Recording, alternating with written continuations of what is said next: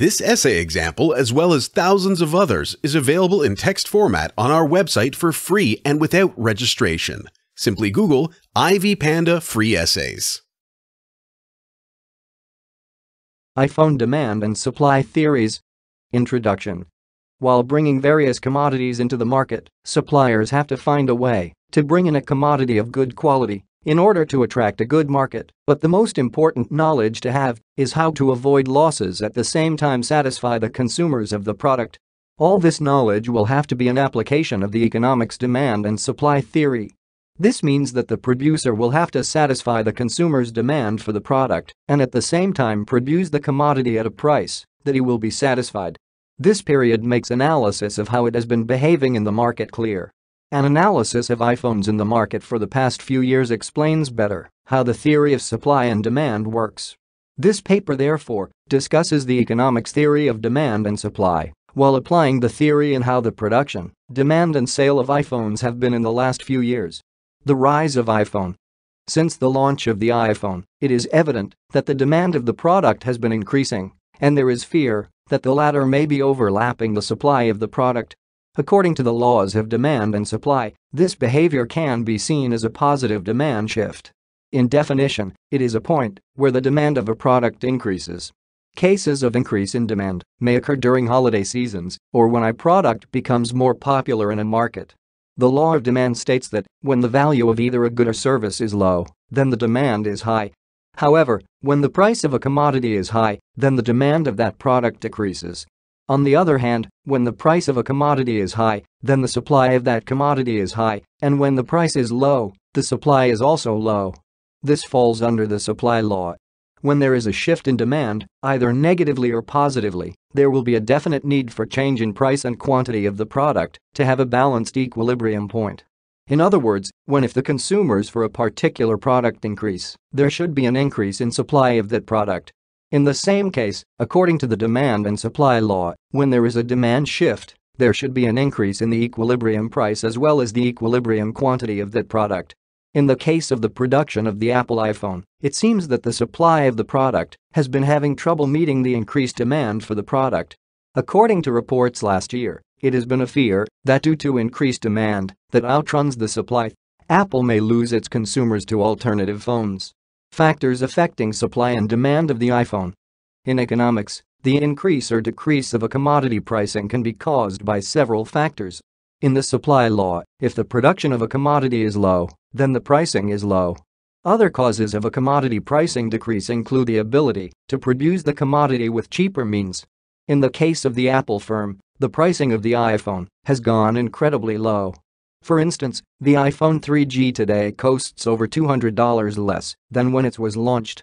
In addition, the phone is said to have better applications in terms of speed among others. This slash of pricing has been caused by the improvement in technology, in that the firm has found easier means to produce an even better quality product. Therefore, in the question of pricing of the Apple iPhone, the firm might have followed the law of demand and supply. With the popularity of the product, it has been evident that the demand for the product continues to increase, and therefore in a demand-supply curve, there should be a demand shift on the right side of the graph. According to the demand-supply law, with a shift in demand, the price as well as quantity of a product should increase. If it fails to increase, the graph may suffer in an equilibrium. This might be happening in the sale of the iPhone because there is a high demand for the product, yet the supply has not met the former.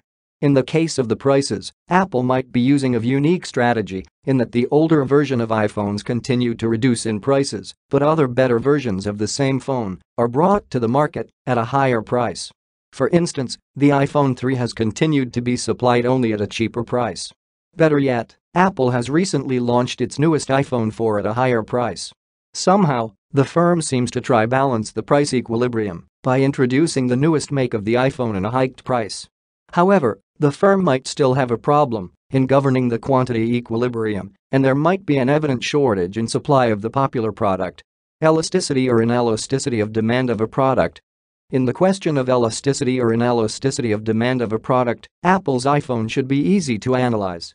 In the first place, elasticity and demand of product relies on several factors which include accessibility or availability of products that can substitute the basic commodity, income of the consumer, which enables him to consume the good in time that a consumer may use to stop using a particular commodity. In the case of Apple's products, the iPhone is an elastic product on demand. This is because the product is in a competitive market whereby consumers may opt to use other smartphones with similar applications. So, if the price of the iPhone goes high beyond the consumer's meat, then it is very easy for them to look for substitute products.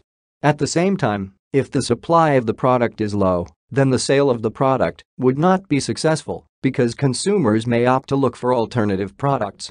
According to the economics theory of pricing and revenue, it is only logical that if the prices of a product increase, then the revenue should increase. With the improvement in technology, Apple has been able to produce high-quality products which have quite a show of demand. Even though the prices of the new products including the iPhone 4 and the new Mac Handbook are high, consumers seem to be quite interested in the product. The hiked prices of the new products should therefore bring an impact in revenue during a particular period.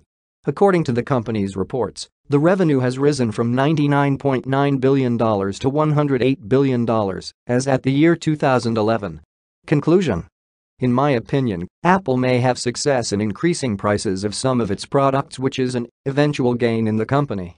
In the law of demand and supply, the company seeks to reach different markets with different products and at varied prices, which in my opinion, seem to stabilize the supply and demand equilibrium. This essay on iPhone demand and supply theories was written and submitted by your fellow student.